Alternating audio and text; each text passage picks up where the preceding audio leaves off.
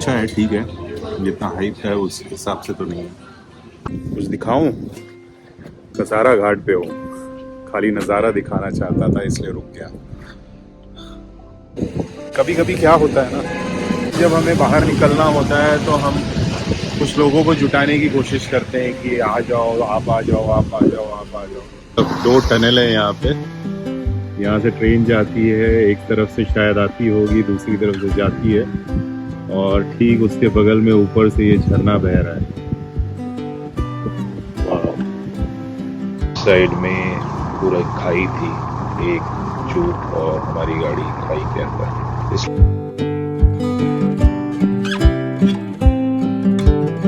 जाते जाते दिखा तो रुक गया। जादू दिखाऊं? पोज देखो यहाँ पर। गुड मॉर्निंग, कैसे हैं आप सब? बहुत दिन बाद मुलाकात हो रही है। आज क्या है, 5 जुलाई 2025। निकल रहा हूँ एक राइड के लिए। सोलो राइड होगा ये। सोचा आपको भी साथ ले चलो, बहुत दिन से ब्लॉगिंग की नहीं थी। मानसून आ गया है और सोचा हम तो जा ही रहे हैं, आपको भी साथ ले चलो। इस वजह से ये वीडियो बना रहा हूँ। सुबह के 5 बज चुके हैं और तैयारी भी कल रात को कर ली थी।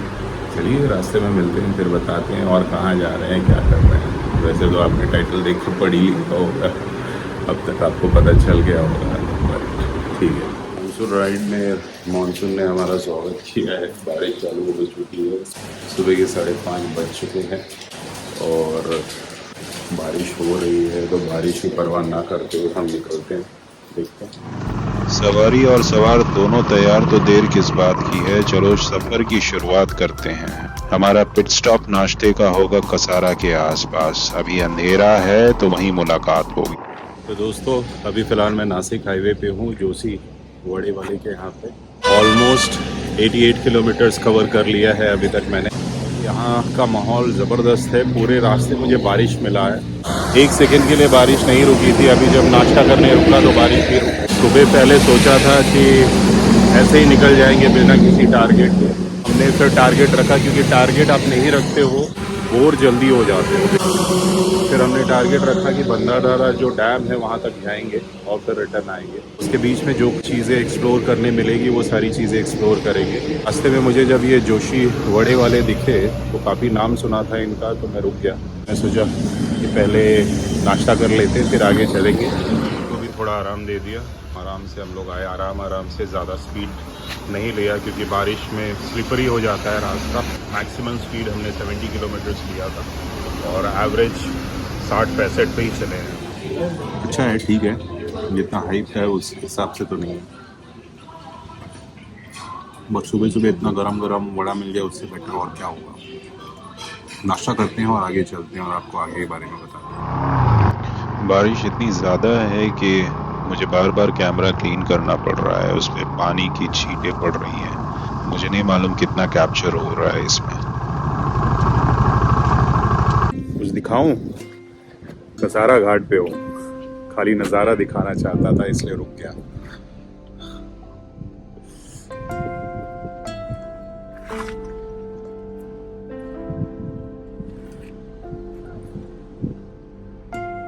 Nature at its best. Solo ride पे ये भी फ़ायदा होता है कि आप जब लोगों के साथ होते हैं तो उनके साथ चलना पड़ता है, लेकिन आप सोलो राइड पे आते हैं तो कहीं पे भी आपको कुछ दिखाई देता है तो आप रुक के उसका लुत्फ़ उठा सकते हैं। तो मैं यहाँ पे रुका हूँ, मुझे बहुत अच्छा लग रहा है।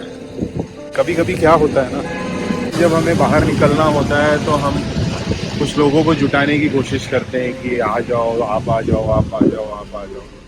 एक बार ट्राई कीजिए, अकेले निकल जाइए, अब आपको समझ में आएगा कि जो अपनी कंपनी होती है ना, उससे बेटर कोई कंपनी नहीं होती। मैं अगर मेरी बात करूँ तो मैं अपनी कंपनी बहुत एंजॉय करता हूँ। अकेले खुद के साथ टाइम गुजारना मुझे बहुत पसंद है, और साथ में नेचर हो तो इससे बेटर और क्या हो सकता है। ट्राई कीजिएगा, कभी अच्छा लगेगा। निकल जाइए बिना किसी चिंता के। एक सुबह डिसाइड कीजिए, कोई एक मंजिल पकड़िए और उस मंजिल पे निकल पड़िए, अच्छा लगेगा। एक्सप्लोर करते रहिए, जिंदगी में और कुछ है नहीं।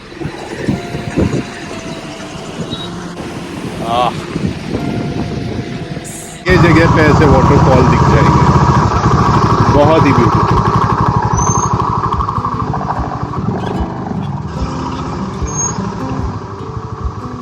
चलिए आगे चलते हैं। ऐसे बहुत सारे हर जगह पे रुकेंगे तो काम नहीं चलेगा। कसारा घाट से ये नज़ारा देखिए, एक तरफ 2 टनल है यहाँ पे, यहाँ से ट्रेन जाती है, एक तरफ से शायद आती होगी, दूसरी तरफ से जाती है, और ठीक उसके बगल में ऊपर से ये झरना बह रहा है।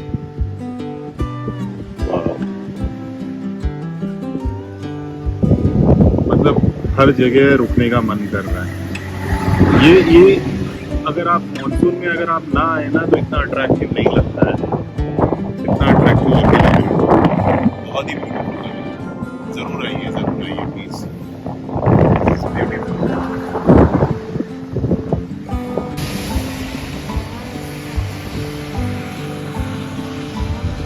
रेलवे ट्रैक है,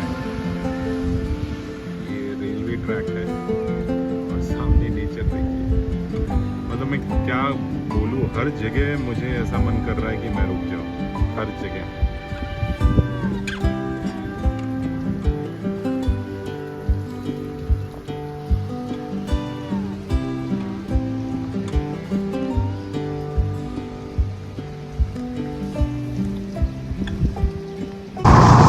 कसारा घाट क्रॉस करके हम इगतपुरी एंटर किए हैं, और जैसे ही यहाँ पे इगतपुरी एंटर किया पूरा विजिबिलिटी ख़त्म हो गई है।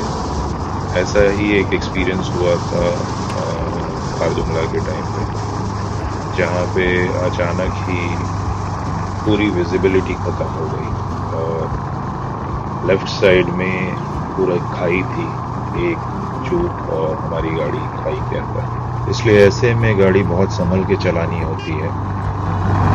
ये मानस रिसोर्ट वाला एरिया है, बस करीब 1 किलोमीटर दूर ही आया हूँ और पूरा फॉग खत्म, पूरा कहीं पे भी कुछ भी नहीं, पूरा क्लीन। अजीब है, इतने कम डिस्टेंस में इतना बड़ा डिफरेंस, बहुत ही अजीब है।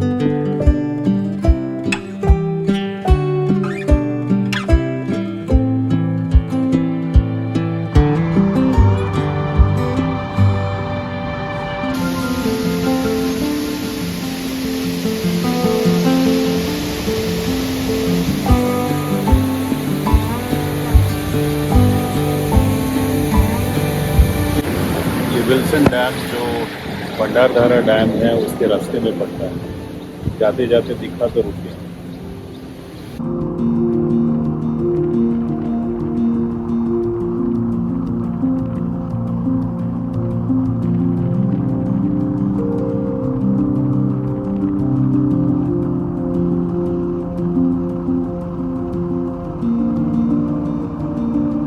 गाड़ी पूरी कीचड़ से भर गई है, पूरे रास्ते बारिश हुई है, तो क्या होगा, आखिर कार भर ही जाएगा। तो फाइनली मैं भंडारधारा डैम के यहाँ पहुँच गया। इस डैम को विल्सन डैम भी कहते हैं, ये अहमदनगर डिस्ट्रिक्ट में आता है। इसको कंस्ट्रक्शन ब्रिटिश के टाइम पे हुआ था, 1910 में इसको कंस्ट्रक्शन स्टार्ट हुआ था और 1926 में बन के तैयार हुआ। तो उस समय का ये सबसे बड़ा डैम माना जाता था उस एरा का। हाइट है वो करीब 110 मीटर का है और इसकी जो लंबाई है 800 मीटर्स के आसपास है। तो जो पानी है इसके उस पार जो लेक है वो लेक अर्थर लेक है, जो होता है वो फार्मिंग वगैरह के लिए यूज़ होता है।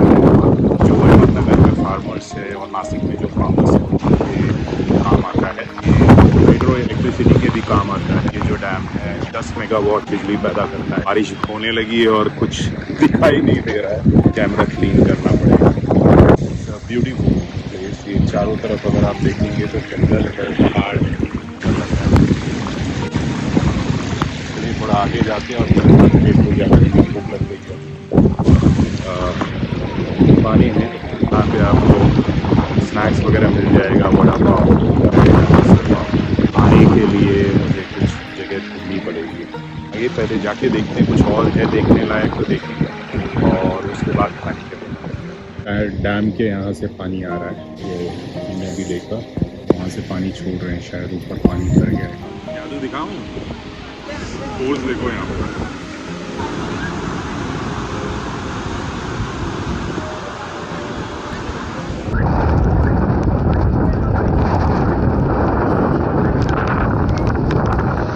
भंडारधारा से रिटर्न आते समय ये सूर्या रेस्टोरेंट दिखाई दिया जहाँ पे मैं रुक गया हूँ खाना खाने के लिए। भूख ज़ोर की लग गई है और करीब 12:30 पौने 1 हो चुके हैं। तो चलिए अंदर जाते हैं और देखते हैं क्या है खाने के लिए। आप खुद के साथ फीडबैक भी शेयर करते हैं ताकि आप इस तरफ आएँ तो आप आ सकें अगर अच्छा है तो। क्योंकि इस पूरे लाइन में अगर आप देखेंगे तो बहुत ज़्यादा ऑप्शंस नहीं है। ये थोड़ा डिसेंट दिखाई दिया, इसलिए मैं यहाँ पर रुक गया। चलिए अंदर चलते हैं और फिर आपको फीडबैक देते हैं। टेस्ट होता है, स्पाइसी है। रोटी ना मैदे की ही देते हैं, गेहूँ की रोटी नहीं है, नहीं तो और मज़ा आ जाएगा। गांव के जो मसाले होते हैं बनाया हुआ है, मज़ेदार है टेस्ट। चलो खत्म करते हैं, फिर मिलते हैं। चलिए खाना हो गया, खाना बढ़िया था।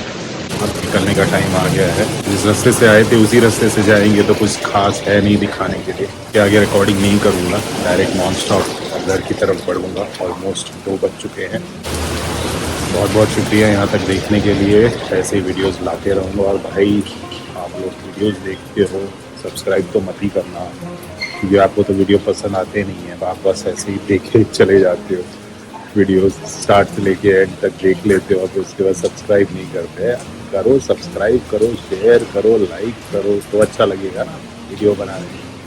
पता तो चलेगी आपको पसंद आ रहा है नहीं पसंद आ रहा है। कमेंट करो कि नहीं पसंद आ रहा है तो कुछ और बनाएंगे, है ना। तो चलिए मिलते हैं ब्रेक के बाद फिर से जल्द ही हाईवे।